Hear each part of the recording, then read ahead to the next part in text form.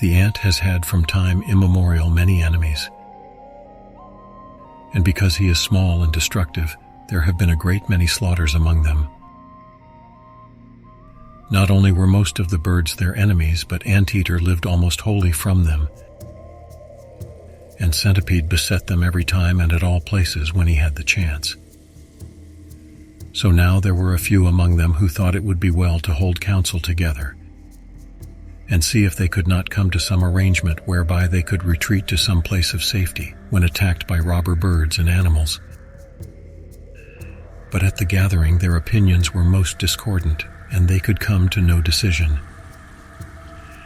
There was red ant, rice ant, black ant, wagtail ant, gray ant, shining ant, and many other varieties. The discussion was a true babble of diversity, which continued for a long time and came to nothing. A part desired that they should all go into a small hole in the ground and live there. Another part wanted to have a large and strong dwelling built on the ground, where nobody could enter but an ant.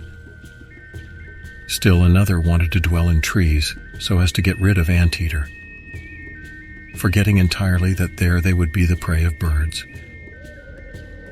Another part seemed inclined to have wings and fly.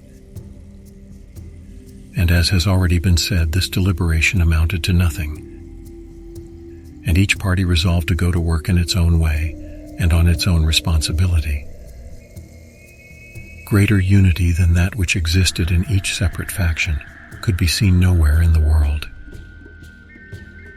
Each had his appointed task, each did his work regularly and well, and all worked together in the same way.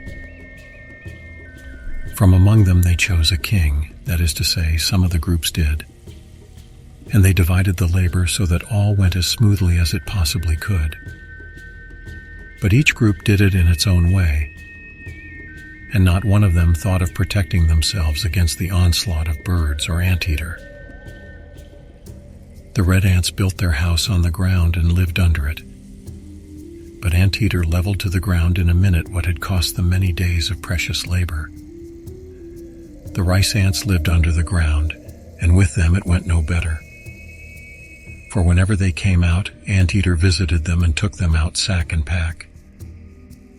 The wagtail ants fled to the trees, but there on many occasions sat centipede waiting for them, or the birds gobbled them up. The gray ants had intended to save themselves from extermination by taking to flight, but this also availed them nothing, because the lizard, the hunting spider, and the birds went a great deal faster than they.